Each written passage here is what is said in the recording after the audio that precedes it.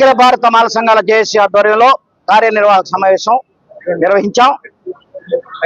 ఈ యొక్క సమావేశం యొక్క ముఖ్య ఉద్దేశం ఈ యొక్క అఖిల భారత మాల సంఘాల జేఏసీ మరి కార్యవర్గాన్ని ఎన్నుకోవటం, వాళ్ళకి నియామక పత్రాలు అందజేయటం. ఎందుకంటే దీన్ని బలోపేతం చేయాలనే ఉద్దేశంతో మండల లెవెల్ వరకు తీసుకెళ్ళాలి. రాష్ట్ర కమిటీలు, జిల్లా కమిటీలు, మండల కమిటీలు, అలాగే అర్బన్ కమిటీలు వేయాలనేటువంటి ఉద్దేశంతో ఇక్కడంతా కూడా కూడుకుని ఉన్నాం. కానీ అదొక ఎజెండాలో మొట్టమొదటి భాగం. ఎందుకంటే ఆర్గనైజేషన్ స్ట్రక్చర్ అనేది మాకు అవసరం. సో ఈ ఆర్గనైజేషన్ కనుక ప్రతి ఒక్క మండలంలో మాకుంటే మేము ఏ కార్యక్రమం చేసినా విజయవంతంగా ముందుకు తీసుకెళ్ళటానికి మరి వీలుగా ఉంటుందనేటువంటి ఉద్దేశంతో ఈ కార్యక్రమాన్ని మేము చేపట్టాం. కాబట్టి దీనికి అందరూ కూడా హాజరయ్యారు.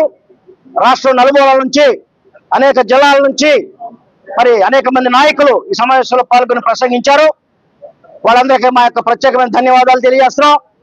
ఎంతో వ్యయ ప్రయాసాలకు వచ్చి ఆదివారం అయినప్పటికీ కూడా ఈ సమావేశంలో పాల్గొని వాళ్ళ యొక్క అమూల్యమైనటువంటి సందేశాలని మనకి ఇచ్చారు.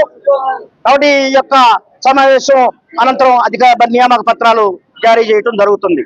అది ఒక ప్రథమ ఎజెండా. అంటే వర్గీకరణ మరి క్రీమీ లేయర్ అనేటటువంటిది సుప్రీంకోర్టులో జడ్జిమెంట్ ఆగస్టు 1 వచ్చినటువంటి జడ్జిమెంట్ లో భాగంగా ఆంధ్రప్రదేశ్ ప్రభుత్వం, మన తెలంగాణ ప్రభుత్వం కూడా వర్గీకరణ చేయాలనే ఉద్దేశంతో అడుగులు ముందుకేస్తున్న విషయం మీకు అందరికి తెలిసిందే. దీని మీద కమిషన్లు వేశారు. మరి అలాగే డేటా కరెక్షన్ చేస్తున్నారా అని చెప్పి అంటున్నారు. కానీ అన్నింటిలో కూడా లోపాలు ఎక్కువగా ఉన్నాయి. కాబట్టి ఇది చెల్లదు, వర్గీకరణ చెల్లదు, ఇది రాజ్యాంగబద్ధం కాదు అని చెప్పి మేము చెప్తున్నాం. సుప్రీంకోర్టు ఏం చెప్పిందంటే ఈవి చెన్నయ్య కేసులో మరి ఉన్నటువంటి ఆర్టికల్ 341 ప్రకారంగా ఉన్నటువంటి కులాలను వర్గీకరణ చేయకూడదని ఆ కేసులో చెప్తే మరి ఇప్పుడు ఉన్నటువంటి జడ్జీలు చేయొచ్చు అని చెప్పి చెప్తున్నారు. అదే రాష్ట్రాలకు అధికారం ఉంది కాబట్టి చెయ్యండి అని చెప్పలేదు. వాళ్ళు చెయ్యండి కదా, మ్యాండేటరీ ఏం కాదు. కాకపోతే చేసుకునే అధికారం రాష్ట్రాలకి ఉంది అని చెప్పి చెప్పడం జరిగింది. కానీ అది కూడా తప్పే. ఎందుకంటే సుప్రీంకోర్టు జడ్జిమెంట్ ఈవి చెన్నయ్య గారి కేసులో అన్ని అంశాలని చాలా మరి కూలంకషంగా చర్చించిన మీదటే తీర్పు ఇచ్చారు. అది మాకు ఆమోదయోగ్యం. కానీ ఈ తీర్పులో సరిగా జరగలేదు. ఇది మాకు ఆమోదయోగ్యం కాదు. దీని మీద మళ్ళీ ఫర్దర్ అప్పీల్కి వెళ్తాం. కాబట్టి ఇది ఫైనల్ జడ్జిమెంట్ ఏమి కాదు. ఫుల్ బెంచ్కి రిఫర్ చేయాలి. మరి రేపు చట్టం చేస్తే దానికి ఛాలెంజ్ చేస్తాం. చేయకముందే ఇప్పుడు ఛాలెంజ్ చేశాం. ఆర్ఆర్ మిశ్రా కమిషన్ నియామకమే చెల్లదని చెప్పి హైకోర్టులో రిట్ వేశాం. అలాగే సోషల్ ఆడిట్కి ఇచ్చినటువంటి డేటా ఏదైతే అప్లోడ్ చేశారో ఆ అప్లోడ్ చేసినటువంటి డేటాలో తప్పులు తడక అని చెప్పి మేమంతా కూడా ఆల్రెడీ కేసు వేయడం జరిగింది. ఈ కేసు విచారణకు వస్తుంది, ఇంకొక వారంలో వస్తుంది. ఆల్రెడీ 2-3 సార్లు అడ్జర్న్మెంట్ అయింది, మళ్ళీ విచారణకు వస్తుంది. ఈ డేటా ఎలా తీశారు? మీరేమన్నా డోర్ టు డోర్ వెళ్ళి సర్వే చేశారా?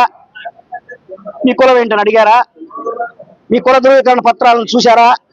ఏమీ లేకుండా వీడు క్రిస్టియను, వాడు హిందూ, వాడు మాల కాదు, వీడు మాదిగ, లేదా అట్లా మాలలని మాదిగలుగా, కమ్మ వాళ్ళని మాదిగలుగా, బీసీలని మాదిగలుగా, మాదిగ జనాభా పెంచి మాదిగలకి ఎక్కువ పర్సెంటేజ్ ఆఫ్ రిజర్వేషన్ ఇవ్వాలనే దురుద్దేశంతో రాష్ట్ర ప్రభుత్వం అన్ని తప్పులు చేస్తుంది.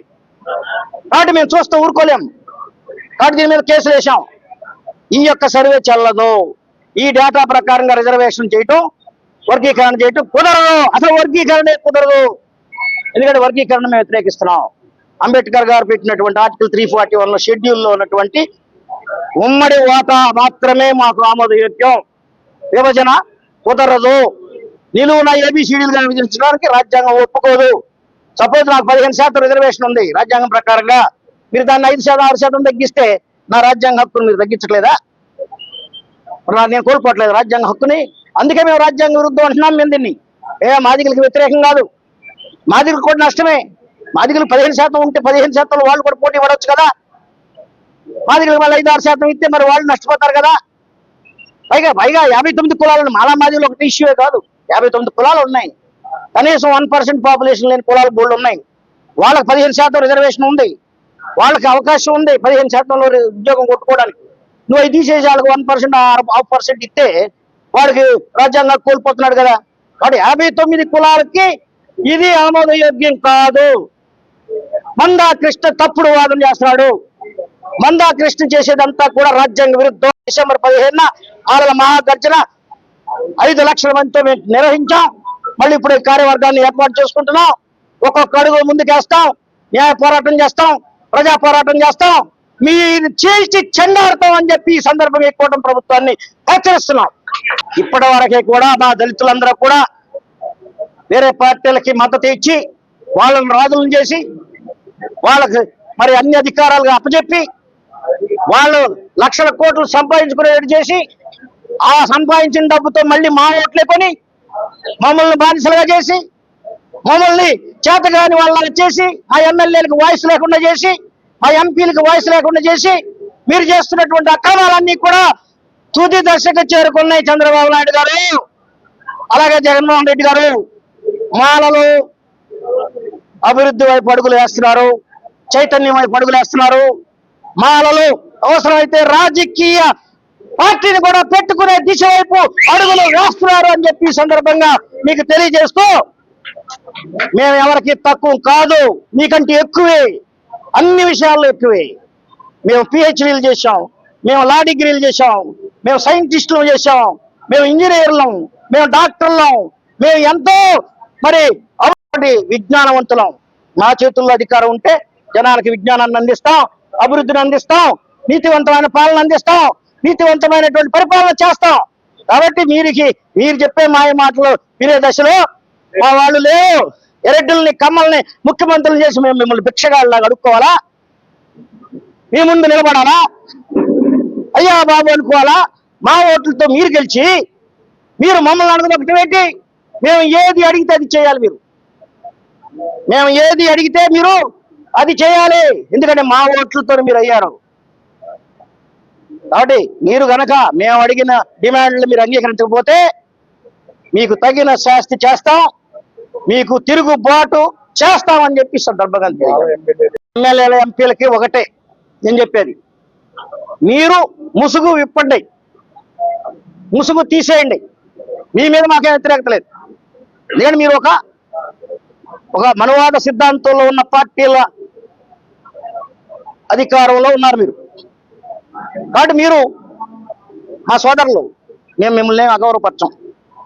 కానీ మీరు అక్కడ బానిసత్వాన్ని వేడండి, మీరు తిరగండి, ఎదురు తిరగండి, మీ పార్టీ నాయకత్వానికి ఎదురు తిరగండి. జాతికి ద్రోహం చేస్తున్నటువంటి చర్యల మీద మీరు తిరుగుబాటు చేయండి. జాతి ముఖ్యం, మీ పదవి కాదు ముఖ్యం.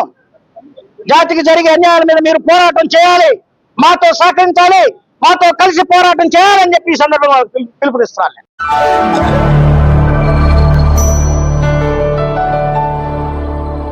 Thank you for watching the video and please subscribe Virat Media. For more updates, click on the bell icon.